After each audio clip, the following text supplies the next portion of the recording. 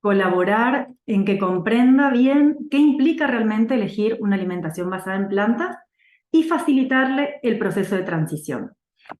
A mí me interesa especialmente hacer énfasis en esto de que muchas veces consultantes veganos se acercan a un profesional de la salud para ser acompañado en una alimentación basada en plantas y que a veces el profesional sugiere o no desrecomienda el consumo de productos de origen animal, y eso para el consultante vegano es algo que implica abandonar ese profesional y buscar otro, o buscar a alguien que realmente pueda comprender desde dónde necesita el acompañamiento. Mi idea es poder transmitirles o poder transitar juntos y juntas en este recorrido. Esto que vemos acá tiene que ver con el trabajo que hice yo en mi tesis doctoral, que es poder comprender cuáles son las representaciones sociales que sustentan el consumo de productos de origen animal en las personas. Las representaciones sociales son todos esos conocimientos del sentido común que usan las personas para actuar y para tomar posiciones sobre un tema, son todos los sentidos sociales circulantes, es la lente a través de la cual yo miro mi contexto, entiendo la vida, evalúo el mundo, se enmarcan mis acciones, se enmarcan mis discursos. Entonces, estas informaciones que circulan lo que hacen es construir nuestros pensamientos, nuestras creencias, nuestras experiencias, que no solo las recibimos, sino que además las transmitimos a los demás. ¿Cuál es la estructura de las representaciones sociales? La estructura es un núcleo central y redes de sentidos periféricas que lo que hacen es, cada red de sentido cuida a la que está por dentro. Y el sentido de su funcionamiento es que las discusiones, mientras se den en el exterior, lo que hacen es sostener el núcleo de manera incólume. Digo, no hay cambios, y de esa manera la representación se puede sostener. Un cambio en el núcleo de la representación hace que la representación cambie completamente. Por eso todas las representaciones tienen distintos niveles de discusión, en las cuales, por ejemplo, hay personas que pueden estar, ya vamos a estar trabajando, ya les voy a contar, pueden estar trabajando en este nivel de significaciones, y mientras se discuten acá y las personas pelean o no se ponen de acuerdo, o hay mínimos acuerdos y algunas admisiones de sentidos, el núcleo sigue sin ponerse en cuestión. Entonces, vamos a ir al inicio. ¿Cuál es el núcleo central de la representación social que sostiene el consumo de productos de origen animal? Estoy hablando siempre desde una propuesta teórica que trabaja veganismo y su mirada teórica de antiespecismo. El núcleo central es el antropocentrismo, es decir, poder comprender al mundo de manera de que el ser humano está en el centro y todo lo que existe está a su servicio, es para su beneficio, todo es para su bienestar, y tiene como contracara, como si fuera una moneda, de un lado tengo el antropocentrismo, entonces eso me da como resultado una palabra que seguro escucharon, leyeron en las redes sociales, la conocen, seguramente la han escuchado, pero quizás no conocen la profundidad de su sentido y cómo impacta en distintos niveles, que es el especismo. El especismo es una categoría que acuña Ryder en 1970 para hablar de la discriminación de otro ser por no pertenecer a la especie humana. Luego de algunos años, Peter Singer retoma esa mirada, esa teoría en 1978 y publica su libro Liberación Animal, que ahí la hace conocida, hace conocido hablar sobre especismo. El especismo se entiende como antropocéntrico, si la diferencia es entre el ser humano y todo el resto de los animales, y como no antropocéntrico cuando en realidad se diferencia entre animales. Entonces, por ejemplo, considero que un perro es más importante que una gallina. Digamos. Es cuando una cosa es diferencia entre ser humano y resto de animales, o entre animales. Después empiezan a aparecer otros autores que empiezan a seguir pensando sobre, bueno, de qué se trata el especismo, para qué sirve, para analizar qué realidades, y Óscar Horta lo que hace es, entre el 2000 y el 2010, publicar su tesis doctoral, y empieza a decir que en realidad no hay que discutir sobre el uso de los animales, sino que en realidad lo que hay que discutir, o lo que hay que poner en discusión, es por qué se lo utiliza, por qué se considera que se lo puede utilizar. Y el especismo es también una categoría que está naturalizada, se considera que es lógico que las cosas pasen de esa manera, o sea, que el ser humano esté en el centro y el resto de las especies estén por debajo, por lo que es algo que está naturalizado y es una evidencia que no se suele discutir. Y lo que implica es un estado de cosas donde la superioridad humana se da de manera no discutida, de manera sistemática, y comprende la inferioridad de los animales, que permite la explotación, la dominación y la sujeción sin ningún tipo de discusión al respecto, salvo por algunos grupos específicos. ¿Cuál es la categoría que cuida, digamos, que estas dos cuestiones no sean discutidas o no sean consideradas relevantes? En un primer lugar, Melanie Joy publica su tesis doctoral y luego publica un libro que es como la difusión de su tesis doctoral, que es, ella le puso ese nombre porque amamos a los perros, nos comemos a los cerdos y nos vestimos con la vaca, que yo la retomo para mi tesis doctoral porque ella arma una estructura muy interesante, pero ella está pensando en Estados Unidos y cómo funcionan las cosas allá. Para Argentina las cosas funcionan muy diferentes. Si me están escuchando personas de América Latina, probablemente van a sentir que varias cosas también suceden de la manera en que vamos a compartir hoy en sus países, o quizás no. Yo utilicé parte de su propuesta y otras partes las fui adaptando a raíz de cómo fui encontrando a través de más de 600 entrevistas qué cosas le pasan a las personas con consumir productos de origen animal. Ella lo que hace es acuñar el término carnismo. ¿De qué habla cuando habla con carnismo? Ella dice, bueno, cuando se habla de veganismo o de vegetarianismo, ese ismo lo que está diciendo es que hay una ideología de fondo. Pero cuando se habla de comer carne, en realidad se habla de omnívoro o de carnívoro, y ese oro al final lo que hace es decir que eso es algo fisiológico o biológico desligado de la voluntad.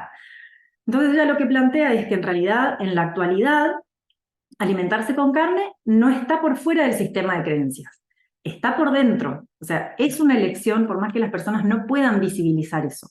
Entonces dice, si es una elección, tiene que tener un ismo. Y entonces ella habla de carnismo.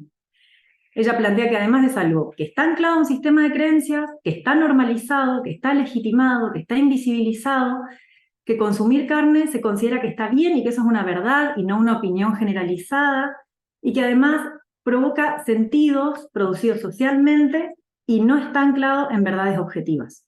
Es decir, una cosa es, volviendo al anterior, ¿qué es la verdad, digamos, ¿no? O sea, bueno, ¿qué es la verdad y qué es la percepción o la interpretación? Bueno, para seguir con los ejemplos que da ella, por ejemplo, yo puedo decir, ¿qué es verdad? Bueno, es verdad que hay mataderos.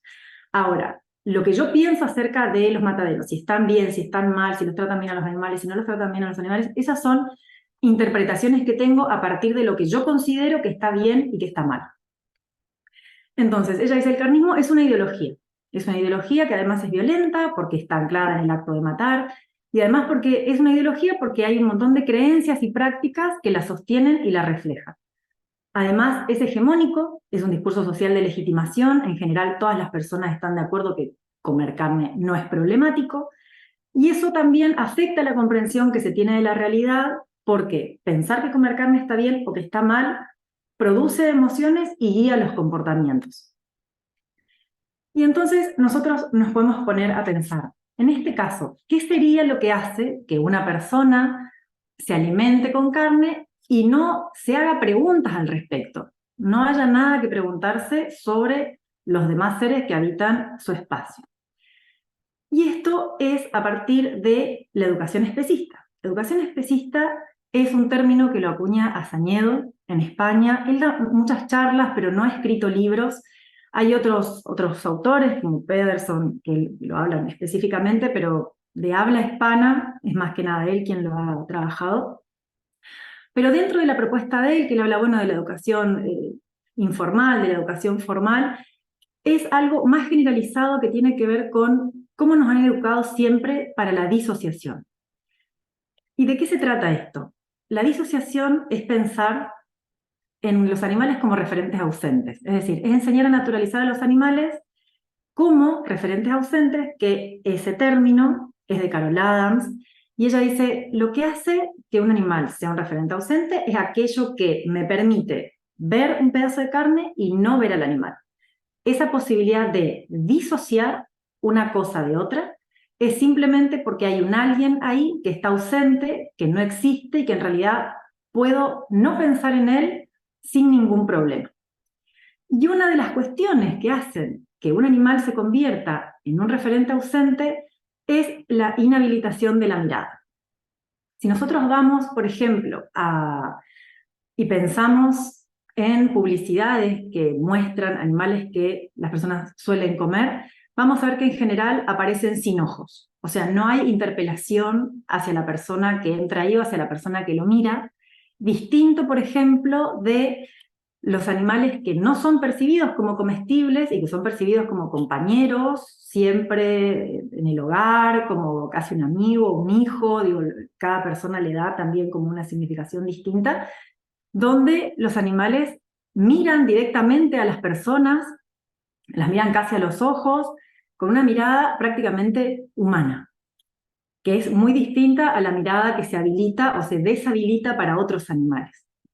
Hay un libro que se llama Mi gato autico, que, ay, tengo esta cosita, perdón, a ver si lo puedo correr porque me molesta, ahí está, que justo trae esta cuestión de la mirada. Yo lo saqué a esto de una publicación de otra persona que hace como comentarios de libros, pero me pareció muy interesante porque ese párrafo que ella retoma de este libro habla justamente de eso. Es como una mirada de decir, si pudieran realmente mirarme, yo no sé cómo reaccionaría. Es distinto acercarme o alimentarse de un ser que no me interpela, que no me mira, que de otro que sí. Y hay al mismo tiempo otros, a ver, se me fue. Y hay otro tipo de fotos, que son, por ejemplo, las que saca Samantha Fisher, que ella trabaja en santuarios de animales, que busca esa mirada interpeladora en los animales que no suelen tener esa mirada en las publicidades generales o en las fotos generales que se comparten. Si ustedes empiezan a mirar con atención alrededor de ustedes, en general, los espacios que venden carnes en general, los animales, si se los ve, no están mirando de frente, están mirando de costado, o simplemente aparecen de manera que los ojos estén inhabilitados. ¿Y qué es esto? O sea, ¿de qué manera se genera esa educación especista desde la más tierna infancia y que se sostiene además durante todo el proceso en el que vive una persona? Bueno, el primero es la cosificación, es hablar de animales como cosas. No hablarlos como animales que sienten, sino directamente, no sé, por ejemplo, dentro del léxico del campo se habla de carne en pie, por ejemplo, en vez de hablar de vacas. Y también está la dicotomización, que es cuando se separa una categoría en dos, que son binarias y opuestas. En el caso de los animales se dividen entre comestibles y no comestibles. Cada cultura considera que hay ciertos animales que son comestibles y otros que no. Entonces, por ejemplo, mientras que en un país, por ejemplo en Perú, los cuises se comen sin ningún problema, se consideran comestibles, en Argentina un cuis no es considerado comestible, es considerado una mascota. Entonces, en realidad también lo que es comestible y lo que no es comestible lo define mucho cada cultura, sobre lo que es admisible comer y lo que es inadmisible comer. Y eso aplica también, por ejemplo, a los insectos. Después está la desindividualización, que es enseñar a las personas a entender a determinados animales que son considerados comestibles en un grupo que es de difícil individualización, por lo tanto, es difícil empatizar. Una cosa es si yo hablo de ganado y otra cosa es si yo hablo de la vaca Margarita que se escapó del matadero para que no la maten. Digo, está construido de distinta manera e impactan las personas de distinta manera. Ganado no genera ningún tipo de empatía ni ningún tipo de nada, y está pensado también esa manera de nombrar para generar esta lejanía y esta posibilidad de alimentarse de un animal. Además está el lenguaje especista, que es la manera de mencionar de manera peyorativa a otras personas, hablando de ellas en términos de animales. Es decir, es una rata, es una víbora, es un burro, siempre para siempre para hacer un comentario negativo. Y finalmente está la ficción de sumisión voluntaria, que también es considerar o haber aprendido desde chicos de que los animales en realidad ofrecen todo lo que tienen de manera voluntaria y no es que se lo quitan. Todo esto genera esa disociación entre lo que es la carne y el animal muerto a la que perteneció, y también es una disociación entre lo que, si fuera un ser humano, sería considerado esclavitud, y si es un animal, no se considera de esa manera. Además de todo esto, otras cosas que atraviesan a las personas veganas y con lo que tienen que lidiar, digo, y que es importante conocerlo porque muchas veces las personas que no lo son, lo desconocen y caen también en esos lugares que son bastante dolorosos, por lo menos para todas aquellas personas que conversaron conmigo a lo largo de mi trabajo, que es en un principio el desconocimiento sobre lo que son los derechos animales, pensar que en todo caso, bueno, estaría bien si se aplica a las mascotas, pero no a aquellos animales que son percibidos como comestibles. También considerar que los derechos animales es algo absolutamente intrascendente, que siempre hay otras luchas que son más urgentes, en el mejor de los casos como una lucha perdida, que haya confusión sobre los veganismos y que se considere que el veganismo es uno solo, o que hay una sola manera de practicarlo, una sola manera de llevarlo adelante, por lo tanto estar todo el tiempo juzgando sobre si está haciendo las cosas bien o no, por más que la persona que haga esos juicios no sea vegano. También, por otra parte, aunque parezca contradictorio, la exaltación de quienes practican veganismo diciendo, ay no, sos mi héroe, me encantaría hacer lo que vos hacés, pero la verdad es que no puedo, no me sale. Digo, y eso para las personas veganas que consideran a los animales como iguales es muy doloroso y muy penoso de atravesar, sobre todo con su círculo más cercano. La percepción del veganismo como renuncia al placer de todos los alimentos conocidos, sobre todo los que están basados en productos animales, a la saciedad, porque hay un prejuicio de que la alimentación vegana no es saciante, o que las personas se van a quedar con hambre, o que van a tener algún tipo de dificultad de estar débiles, la percepción también de que hay una renuncia a la variedad, de que si voy a comer verdura, en realidad voy a comer, no sé, lechuga, tomate y repollo y se terminó, digo, porque hay también un desconocimiento de la gastronomía basada en plantas que es muy importante, y sobre todo una renuncia al confort, que es la renuncia a dejar de hacer y de utilizar los ingredientes que usé toda la vida para empezar a usar otros nuevos y empezar a cocinar de cero, cuando en realidad las personas en general también no solo están muy ocupadas, sino que muchas veces no tienen ganas de pasar por ese proceso.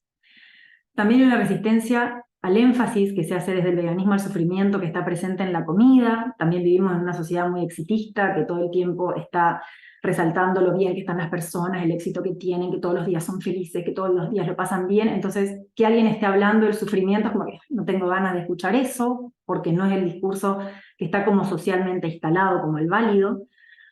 También se percibe al colectivo vegano como muy fundamentalista y eso hace que sufran de estigmatización, que todo el tiempo se consideren que son extremos los discursos que mantienen, que lo que hacen es desnaturalizar las prácticas que en realidad existen y que muchas veces las personas no conocen. También muchas veces son percibidos en realidad por otras personas como automarginados, como que no se juntan con los demás porque no quieren, y en realidad no se juntan con los demás porque no pueden soportar el ver que se están comiendo un animal y no quieren participar de eso. No es que les gusta no estar ahí, sino que, bueno, eligen no estar ahí por salud mental. Y la cuestión es que todas estas cuestiones en lo que terminan originando en las personas es la resistencia a formar parte del colectivo vegano. Pero también hay, y muy fuerte, otra cuestión que es la que vemos por fuera, que son los macrorelatos sobre la carne, es decir, todos los relatos que nos atraviesan desde chicos durante toda nuestra vida, que hablan sobre el sentido de la carne, sobre todo en la vida de las personas. Para empezar, cuando se quiere hablar del tema, siempre hay una evitación muy fuerte, porque el consumo de carne está cargado de invisibilidad simbólica. Para el discurso carnista, comer carne no se rige por valores, en realidad el que está valorando es el que no la come, el que come es el que está dentro de los límites de la normalidad, no hay cuestionamiento al consumo, Muchas veces se oculta la violencia de las prácticas que están vinculadas con el consumo de carne o el consumo de lácteos para velar las prácticas violentas, porque son cosas sobre que las personas no quieren hablar o que no quieren conocer. Además, muchas veces también se invisibilizan los problemas ambientales que están asociados al consumo de carnes, se naturaliza la violencia que se ejerce sobre los animales y hay mucha información que solo circula en circuitos informales, que ya lo voy a conversar un poquito más adelante, que también tiene sus problemas. Y también es parte de la evitación la invisibilidad práctica. Hay una autora que se llama Soledad Barruti, que escribió hace unos años el libro Malcomidos, que ella en realidad no intentaba ingresar en la industria cárnica, ingresa como, no por casualidad, pero digo, no era de eso su libro, no era de eso su trabajo, y de pronto también conoce como toda la realidad de los mataderos, todas cuestiones con las que ella no estaba familiarizada, y ella misma habla de que las personas que comen carne necesitan ignorar todo lo que pasa, o si lo ven porque ven un video o de pronto se familiarizan con las cuestiones que están vinculadas a la muerte de los animales para hacer comida, necesitan olvidarse muy rápido, ni bien se han enterado. Y sobre todo porque todo el tiempo, todo el sistema que rodea a las personas se ocupa de ocultar la violencia que está en el sistema carnista. ¿Y cómo se ve eso? Por un lado, hay personas que tienen desinformación, es decir, tienen conocimientos errados o confusos. Uno les pregunta y dice, no, si en realidad las vacas las ordeñan y les ponen música de fondo, está todo bien, que digo, eso es desconocer absolutamente cómo es la industria láctea en la actualidad. Otras personas simplemente tienen desconocimiento, o sea, ignorancia sobre el tema, no saben cómo llega la carne o los lácteos a su plato, por ejemplo, los niños. Otros tienen desinterés, o sea, no quieren saber nada o consideran que nada va a cambiar, entonces en realidad tampoco nadie se va a hacer problemas por eso, porque ¿para qué me voy a hacer problemas yo si lo mismo no va a cambiar nada? Y otras personas simplemente tienen la negación. No, eso no pasa en Argentina, eso pasa en otros países, no, eso está exagerado, no, eso no existe, pero en lo que termina finalmente es en correrse de ese lugar. Y por otro lado también está la justificación de comer carne, de pensar que comer carne es algo normal. Esto lo plantea Melanie Joy. Melanie Joy habla de las 3 Ns, de que comer carne es normal, natural, y no me acuerdo. Bueno, ya vamos a llegar ahí, perdón. Estoy con un montón de cosas. Comer carne es normal, que tiene que ver con las reglas socialmente aceptadas y aceptables que sostienen el status quo, y que también las personas veganas sufren todo el tiempo porque ya sea por delgadez o por gordura, si son veganas se considera que están enfermas, o las personas consideran que están enfermas, porque las familias muchas veces sienten como un desaire o como una pérdida de sentido de pertenencia, que empiecen a no alimentarse con carnes. Muchas veces además sufren como la marcación de algún tipo de desviación y el entorno social todo el tiempo está señalando que es vegano y que si eso está bien o que si eso está mal, y al mismo tiempo sufriendo una banalización del tema, o sea, te importa algo que en realidad no le importa a nadie, que es una lucha que no tiene ningún sentido, que es una lucha que no va a llegar a ninguna parte. Además, por otro lado, el veganismo muchas veces se utiliza como mercancía consumible, como diferenciación social, como que es consumir cosas orgánicas, que es algo que es un consumo de élite, que en realidad es algo que es una cosa errada, no es eso. También se habla de que es una dieta muy onerosa, que solamente sirve para hacer una diferenciación social, que la persona que se puede permitir ser vegana es porque tiene determinadas necesidades ya resueltas, y al mismo tiempo sufren todo el tiempo de este pedido de, que se les, de respeto por parte de las personas que comen carne, porque en realidad al ser percibido como natural, necesario, normal, inevitable y lógico, no hay visualización de cuál es el problema. Y cuando se habla de que comer carne es natural, se habla de que comer carne está justificado en la sociedad y se considera totalmente justificable. Se habla de natural en términos de imperativo biológico, ligado a la naturaleza de la fisiología humana, algo que los seres humanos hacen desde que están en las cavernas. Y también porque hay una tipificación muy fuerte de los animales que es que tienen una función productiva para los seres humanos, que está totalmente ligado con el núcleo de la representación social, que es considerar que todo lo que no es humano está al servicio del humano. También se considera que comer carne es necesario como elemento básico e irreemplazable. Entonces también todo el tiempo están escuchando de que está apoyado en lo fisiológico, de que comer carne está ligado a la supervivencia, Además, por lo menos en la sociedad argentina, siempre está asociada a la salud y su falta está asociada a la carencia. Incluso hay sectores sociales que consideran cuando, por ejemplo, no se les alcanza carnes a los comedores barriales, que se les está quitando un derecho. También se considera que el abandono es inviable, salvo que lo indique el médico por alguna condición en particular. Y sobre todo los lácteos generan adicción en términos médicos y no solo culturales. Y charlando con Francisca, yo recomiendo volver a ver la charla La calidad adictiva de los alimentos que ofreció el doctor Neil Barnard en este ciclo en el mes de julio, donde expone particularmente la cuestión de los lácteos. En Argentina, específicamente, comer carne es algo que es nacional, apoyado en lo histórico. La tradición en el consumo de carne es algo que viene desde muchísimos años porque recrea la identidad del gaucho y además porque las reuniones para degustarlos recrea una comunidad existente. En Argentina, una persona que quiere ser tu amiga o que quiere ser amigable o que quiere acercarse de alguna manera amistosa, te invita a un asado. En general las personas cuando tienen un cumpleaños, cuando tienen una fiesta, cuando tienen un casamiento, siempre hay asado. Y el asado es de carne, el asado no son vegetales a la parrilla. ¿Por qué? Porque también el asado es un plato tótem. Un plato tótem son platos que tienen un valor simbólico muy fuerte que hacen que sean clave en la identidad cultural.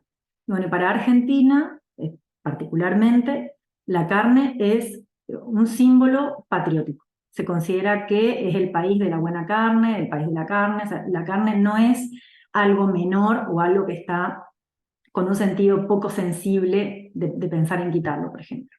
Y también porque tenemos absolutamente naturalizado un desmontaje inverso del animal, donde estamos acostumbrados a ver muchos afiches, como este que ahora lo voy a acercar, donde el animal aparece ya cortado y con los pedazos y con los nombres como si fuera algo simplemente natural. Muchas personas no lo ven como un animal, simplemente lo ven como el pedazo de carne que va a encontrar en la carnicería. Y porque se considera además que comer sin carne no es comer. Por otra parte, además hay instituciones que contribuyen a la legitimación del carnismo. Uno es, por ejemplo, el sistema legal. El sistema legal habla de que hay personas físicas, de que hay personas jurídicas, o sea, organizaciones, pero cuando se estuvo debatiendo la posibilidad de hablar de personas animales, fue un escándalo. Y, o sea, consideraron, por ejemplo, que brindarle la calidad de persona a una institución está bien, pero a un animal no. También está la problemática de los medios masivos de información. Los medios masivos en general hegemónicos muchas veces desinforman, pero son considerados legítimos por las audiencias.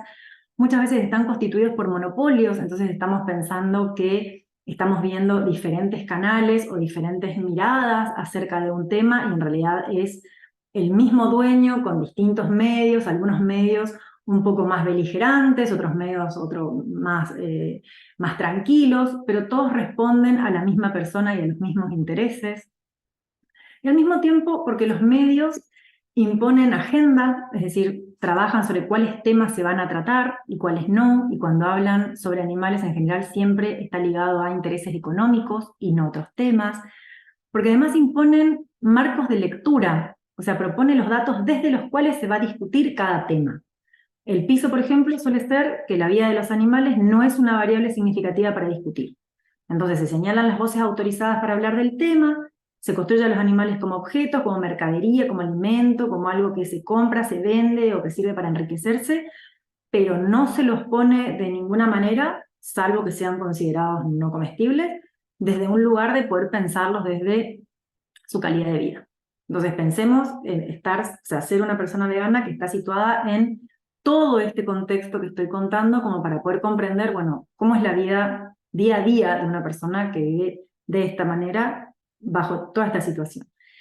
También hay un bloqueo constante de información, es decir, se impide, por ejemplo, que haya investigaciones y datos que lleguen a los consumidores y solo hacen críticas de prácticas aisladas, no habituales. Por ejemplo, recuerdo que había salido una vez en el diario una investigación que hablaba de que había determinadas carnes que eran, no sé si que eran cancerígenas, era lo que decían, pero que era como que no estaba bueno consumirlas. Al otro día salieron 3 otros medios diciendo no, que en realidad sí, que lo malo era si estaba muy cocida ya casi al punto de estar quemada, que el asado en realidad hacía bien, pero que no había que ponerlo cerca de las brasas.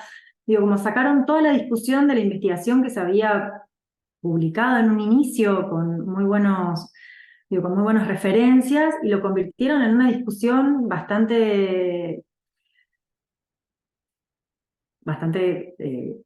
literal y bastante rasa de, bueno, qué tipo de carne era la que no se recomendaba comer y listo. Digo, y quedó ahí y nadie más volvió al tema, ni intentó profundizar, ni trató de saber un poco más de lo que estaba pasando. También hay mucha estigmatización porque se ridiculiza el tema, se apela a frases hechas, siempre se alienta a considerar que el veganismo es una incongruencia, entonces también las personas que están dentro de ese grupo son muy estigmatizadas. Además, trabajan con la sinécdoque, o sea, es nombrar la parte por el todo, entonces habla un médico diciendo que la carne está bien y es la voz de la medicina, o habla una persona vegana que le invitan especialmente porque, no sé, es una persona que tiene un perfil que suele enojarse muy rápido o que tiene algún perfil específico que no pueda ser agradable para la audiencia, y lo pinchan hasta que la persona se sale de sus casillas y entonces lo convierten en el vegano, o sea, todos los veganos son así. Y por último, trabajan mucho con el blindaje de temáticas y enfoques, que lo que hacen es aplicarlo a temas, a discusiones y aristas, y de esa manera invisibilizan la cuestión para la audiencia. Entonces, por ejemplo, en Argentina, cuando se habló del acuerdo porcino con China, en ningún momento se habló de cómo iban a ser las condiciones de vida de los animales. En ningún momento. O sea, todo el tiempo se habló más que nada de cuáles eran los beneficios económicos, tampoco se habló demasiado de la cuestión ambiental, y hubo montones de temas que estuvieron directamente silenciados. Y por otro lado, cuando hablamos de medios, estamos hablando de plataformas de red social que también tienen otros problemas, porque muchas veces generan desconfianza sobre las fuentes de información, porque las personas que publican no citan específicamente de qué están hablando o de quién, porque hay una brecha digital de acceso, no solamente en términos de quienes pueden tener redes, sino quienes tienen redes y no saben usarlas, no saben encontrar a las voces más autorizadas o a las personas que más saben de los temas, entonces muchas veces siguen a personas que tocan de oído y consideran que de eso se trata. Y además porque, por las mismas características de las redes sociales, una verdad puede pasar por mentira y viceversa, porque en general hay un mar de noticias falsas y teorías conspirativas que hacen que sea muy difícil saber qué de lo que estoy leyendo o qué de lo que estoy compartiendo es realmente importante y cierto. Y por esto es tan importante como solución educar para la construcción de audiencias comprometidas con la información que consumen.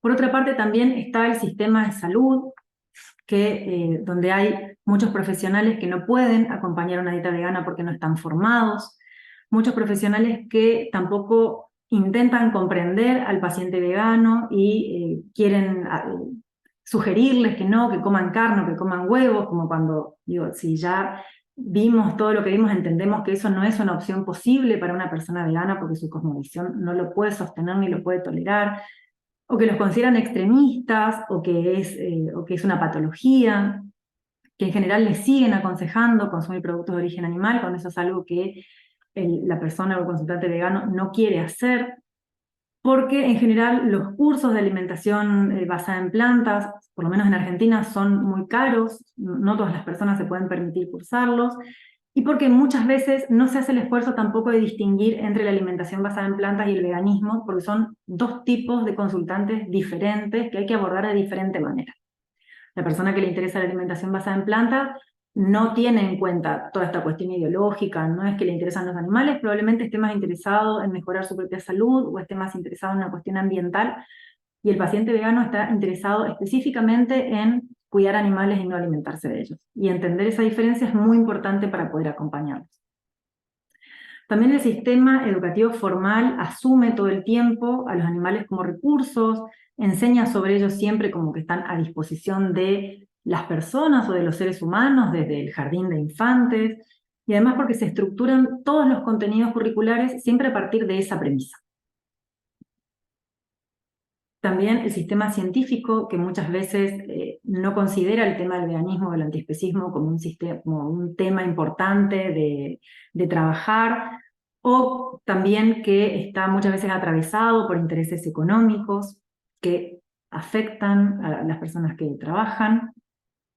Y por último también, no menos importante, porque hay muchas personas para las que esta cuestión es principal, la Iglesia, que en su libro principal, que es la Biblia, de entrada pone a los animales en el lugar al servicio de los seres humanos. Hay un solo libro que se llama Los animales en la teología, que intenta como deconstruir esta mirada, esta visión, y plantea que en realidad la Biblia fue mal interpretada, que justamente el paraíso es un paraíso vegetariano, que los animales no deberían estar interpretados de esa forma, que en realidad la propuesta es otra, pero es el único libro que conozco y que conseguí que habla del tema de esa manera, y el único autor que lo trabaja por lo menos dentro de lo que yo he trabajado. Y por último, la última red de significaciones son las características propias de ciertos colectivos veganos, donde también padecen de algunos temas tabú, como por ejemplo, ¿qué pasa con la persona que extraña comer carne? ¿Qué pasa con la persona que comió carne alguna vez de nuevo, siendo vegano o siendo presentado como vegano? ¿Qué pasa con aquellas personas que no lo pueden sostener? O sea, quieren ser veganas, están muy comprometidos con el tema, pero no lo pueden sostener en su vida cotidiana. Son temas que en general no se hablan. Hay también un purismo ideológico muy importante, como digo, el veganismo tiene que ser solo veganismo, solo asociado a animales y no tiene que ser interseccional, por ejemplo, que es lo más fuerte. Hay personas veganas que sí están de acuerdo con lo interseccional, pero digo, no la mayoría. También que también se sufre de una pretensión de homogeneidad, es decir, de pensar que el veganismo tiene una sola manera de ser llevado adelante, cuando en realidad hay modos de vida especistas y prácticas especistas. O sea, dentro de lo que es una vida vegana, hay una persona que es vegana puede tener una práctica que es especista, que puede ser, no sé, ponerse unas gotas en los ojos que necesita sí o sí, que las gotas están testeadas, y no tiene manera de usar otra cosa. Entonces, bueno, es una práctica especista dentro de una vida no especista. Y otra forma es un modo de vida especista, que es simplemente vivir sin hacerse problemas sobre el tema, insertado en la normalidad donde los animales serían inferiores, y que no se hace más preguntas sobre el tema. Y también están las concepciones veganas sobre veganismo, así como están las concepciones carnistas sobre veganismo, también hay concepciones veganas sobre veganismo, que tiene que ver con quién es mejor vegano, quién hace las cosas mejor, quién está como más, como mejor posicionado para hablar del tema. Y todas estas cosas lo que hacen en realidad es terminar facilitando la identificación de las prácticas veganas como falta de sentido por parte de los discursos carnistas. Y acá yo les quiero compartir, yo no sé si lo han leído, la foto se ve toda borrosa, pensé que iba a tener mejor definición. Es un libro que se llama Cadáver Exquisito, que es de Agustina Basterrica. Ella lo publicó en 2017. Ella lo que hace es una obra de ciencia ficción, pero que la recomiendo mucho, más allá que no sea teórica, digo, me parece que es muy importante leerla. Ella lo que hace es crear justamente un mundo distópico donde los animales se han muerto todos por un virus que afectó a los animales en general, no sobrevivió ninguno, y por lo que se empiezan a criar seres humanos, pero solamente para el consumo.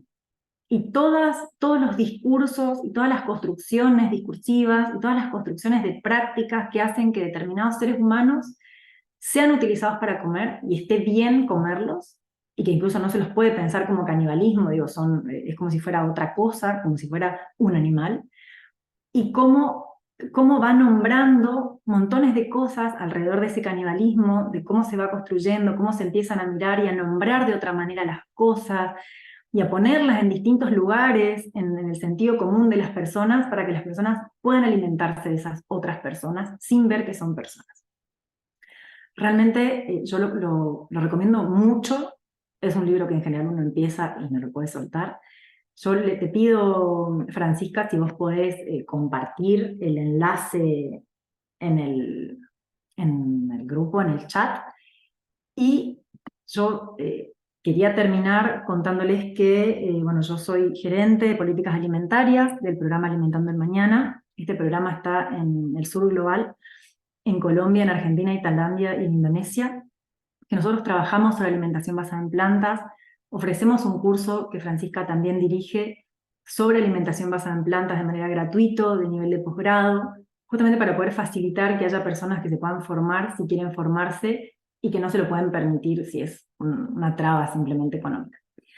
Así que bueno, si quieren, voy a dejar después en el chat el sitio web por si quieren conocer más. Y quedo abierta a las preguntas que quieran hacerme. Yo no abrí el chat, vi que hay preguntas, pero no lo abrí, así que si me quieren consultar, estoy a disposición.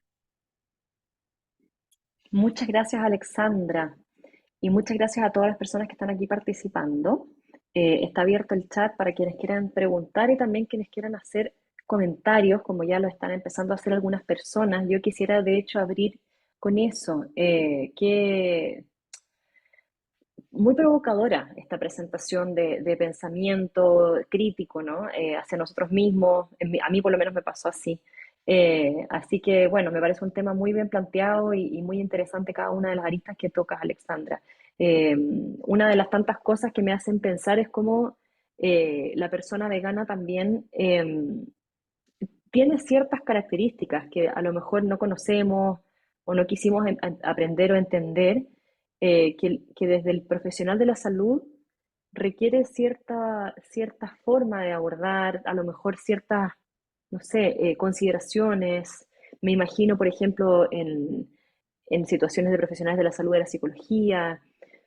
A mí me toca de cerca la parte nutricional y médica, por supuesto, pero también hay otros espacios en que pucha, encuentro que es importante observar y ver a la persona desde conociendo toda esta dinámica que la envuelve, ¿no? Así Totalmente, que, totalmente, porque no es lo mismo, incluso, digo, esta charla es para profesionales de la salud, pero puede ser que sea un amigo, un familiar, mi vecino, digo, alguien que no necesariamente conozco de cerca, pero conozco que es vegano, digo, y hay muchas personas que del veganismo conocen cosas muy superficiales y en realidad la idea de este trabajo y de esta charla es que puedan conocer un poco más de esta cosmovisión, de esta manera de entender el mundo, de esta manera de entender a los animales, de esta manera de entender que hay una manera de vivir que es la correcta y otras que no son admisibles, que es importante conocerlas para poder acompañar sobre todo porque las personas veganas no solamente, aun cuando se acercan a un profesional de la salud nutricional,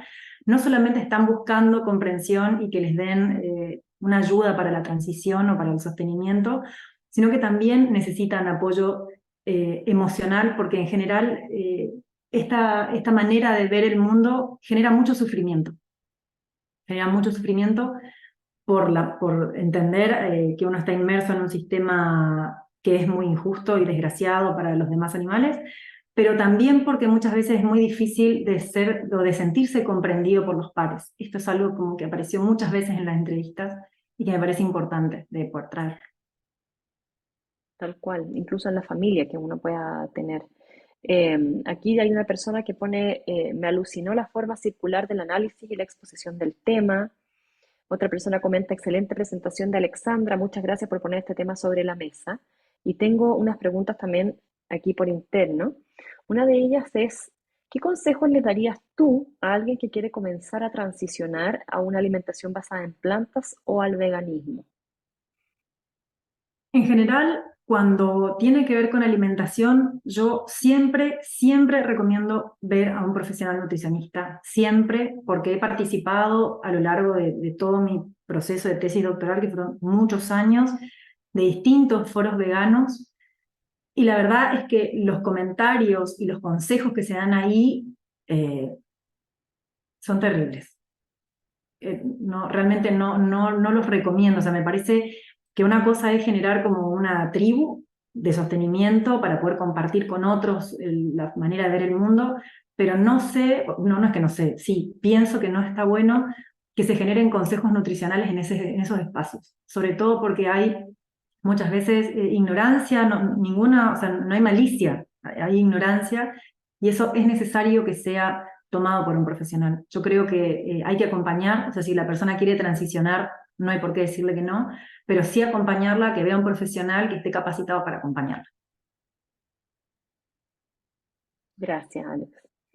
La siguiente pregunta dice, ¿cómo lidiar con la frustración que producen todos estos estigmas y desinformación? Creo que solamente el tiempo sostenido de práctica vegana, ayuda a lidiar con eso. En general, uno cuando recién empieza el camino está como muy enojado con los demás, no puede entender por qué los demás no pueden ver el mundo de esta manera, no puede entender por qué los demás no pueden acompañarte en esta cosmovisión, cómo puede ser que, o sea, algo que está así, que yo te lo explico, que te digo que esto pasa así, que mirá que tengo videos, que tengo esto, cómo puede ser que no me acompañes, cómo puede ser que no me entiendas. Digo, todo eso genera, al inicio sobre todo de la transición, muchísimo malestar. Y creo que es con el pasar de los años sostenidos que uno empieza a tener más paciencia, a entender que los demás tienen otros tiempos, que los demás tienen otros intereses, y a buscar los círculos donde uno se siente más cómodo o cómoda. Y encontrarse, o sea, encontrarse con ese otro que está como más alineado con lo que yo siento, sin necesidad de alejarme o retirarme de los círculos que transitaba antes, porque en general esa pérdida de sentido de pertenencia es muy fuerte. De decir, de pronto las personas con las que yo antes me llevaba bien o con las personas con las que yo me encontraba a mí mismo, ya no puedo estar más ahí. Digo, y eso es muy fuerte. O sea, es muy fuerte tener un círculo de amigos y de pronto sentir que ya no formas parte y sentirte que estás solo o dentro de tu familia. Pero eso realmente, por lo menos en mi experiencia, es algo que solamente lo da el tiempo. Y con las personas con las que he conversado, también todas al inicio tienen como este enojo, esta furia, que después se convierte en paciencia, en simplemente mostrar con el ejemplo, no estar todo el tiempo hablando del tema, sino simplemente bueno, esto es lo que hago y si me preguntas te contesto, pero si no me preguntas no saco el tema. Que eso en general cuando uno inicia la transición, estás como todo el tiempo queriendo explicarle a los demás, queriendo que los demás entiendan, queriendo que los demás te acompañen. Que eso, creo que eso es lo que cambia y hace que sea más lidiable la realidad, digamos. Más lidiable para algunos, sí. Más lidiable, sí. No se me ocurre otro verbo. Quisiera destacar en todo caso que además me parece todo esto importante porque la adopción de un estilo de vida vegano y también la adopción de dietas basadas en plantas en Chile y en el mundo es cada vez más frecuente. Algunas personas lo perciben como una moda pasajera, sin embargo las estadísticas nos muestran lo contrario y en Chile tenemos algunas estadísticas que nos hacen estimar, porque no las tenemos con certeza, de que al menos hay un 2%, un 3%, hay algunas que hablan de un valor cercano al 10% en algunos grupos etarios de personas que deciden dejar de comer carne. Y de ahí, desde ahí, ¿no? Y de más personas veganas, etcétera. Y esta tiene una tendencia ascendente. Así lo muestran también algunas políticas públicas y la presencia de estas temáticas en espacios más masivos, lo que hace ver que esto es algo que con lo que cada vez nos vamos a enfrentar más, ya sea en el espacio de consulta como también en nuestros espacios sociales y en nuestras familias. Por lo tanto, yo supongo que aquí todos vamos a tener al menos una persona conocida y cada vez más que lleva un estilo de vida vegano y por lo tanto es súper importante lo que estamos hablando aquí. Para no seguir hablando yo sola, voy a ir leyendo lo demás que van poniendo aquí los participantes. Muchas gracias por la presentación, un análisis bastante acertado. María José comenta, una vez me dijeron que no es flexible, una vez me dijeron, quien no es flexible se rompe, que habla un poco del mismo tema de las gotitas de ojos. Entonces, un buen consejo, creo yo, sería aprender a perdonar, soltar y entender que todo lo que hacemos o tratamos de hacer es desde el amor. No sé si tienes algún comentario al respecto, Alex. No. Eh, ¿Puedo yo compartir una experiencia personal con respecto a este comentario? Con respecto a mis hijos, también una vez surgió la conversación sobre y qué pasa si es que en un momento, qué sé yo, uno come alguna cuestión o hace alguna cuestión y no supo que había estado involucrada en alguna de estas acciones, ¿no? De la industria alimentaria, me refiero, etcétera, que haya contenido algún ingrediente o qué sé yo, sin saber. Me acuerdo haberlo tratado de abordar en ese momento como desde el, bueno, a veces las personas veganas también nos equivocamos. Y en ese sentido, tratar de quitar la culpa de encima si es que eso sucediera. Me parece súper acertado, asertivo también decir y comentar eso, Sí, porque es verdad, sucede hoy día. No, pero no solo eso, sino que Cierta hay algo que medida. yo sí quisiera agregar. O sea, ahora que contaste eso, como que me disparó otra cosa bueno, que es parte de lo que yo saqué de la charla porque no podía meter todo, que tiene que ver con el libre albedrío, digamos, ¿no? Que es como una mirada que tiene Melanie Joy de que ella plantea, por ejemplo, que solamente las personas que comen carne, o sea, que las personas que comen carne obligan a sus hijos a comer de esa manera. Y en realidad los niños y los adolescentes no tienen libre albedrío porque no siempre conocen y porque también es muy duro explicarles desde muy chiquitos todo esto. Y también son decisiones de los padres y de las madres o de los tutores, de las personas que están a cargo, de si quieren compartir esta mirada con sus hijos por amor o por lo que consideren, por lo que de hecho hay los niños y niñas, digamos, que consumen sin saber, no considero que sean ni carnistas ni veganos, digamos, porque están como por fuera de todo este conocimiento. En realidad uno es carnista o es vegano cuando conoce la situación y toma una decisión a partir de eso, de la decisión de no me interesa, voy a seguir comiendo carne, o si me interesa, voy a adoptar otro estilo de vida. Pero un niño que no es informado sobre el tema y que come carne o que come algo que tiene leche o que toma leche o lo que sea, creo que no tiene ninguna culpa porque en realidad no sabe nada de lo que está participando, no tiene idea. Claro, muy cierto eso, sí. Y en la práctica no se le puede asignar entonces ese valor que un adulto sí se le puede describir al menos, el carnismo, el veganismo, etcétera. Gracias por ese comentario. Bueno, con eso ya vamos cerrando recordar, bueno, que todas estas presentaciones, las charlas mensuales han ido quedando grabadas y están siendo subidas al canal de YouTube de Xochimenú, donde pueden revisar las anteriores. Esta también va a estar ahí presente prontamente. Y nos siguen quedando dos más en el año, octubre y noviembre, para que vayan a mirar si es que aún no se han inscrito, quiénes son los exponentes, quiénes se vienen y sigan participando aquí. Muchas gracias a todos y todas por participar de esta sesión, especialmente a nuestra invitada especial de hoy, Alexandra Navarro, y destacar, ¿cierto?, el programa Alimentando el Mañana, que ella ya mencionó, donde las dos trabajamos eh, con este curso y donde Alexandra y el resto del equipo llevan este programa muy bonito de implementación eh, de menús basados en plantas, en comedores escolares. Es muy interesante. Así que vayan ahí a mirar la página web y el programa. Eh, Pueden seguir Alimentando el Mañana en su Instagram, @alimentandoelmanana, o también en su página web, que es arg de Argentina, .alimentandoelmanana.org. Recuerden que las conferencias entonces se siguen realizando la última semana de cada mes, las dos que quedan del año. Eh, Ahí donde, en el mismo link pueden encontrar el calendario e inscribirse. Y además, si es que les gustan estas actividades, podemos recomendarles una sección en la página web de Xochimenut que se llama Para Profesionales.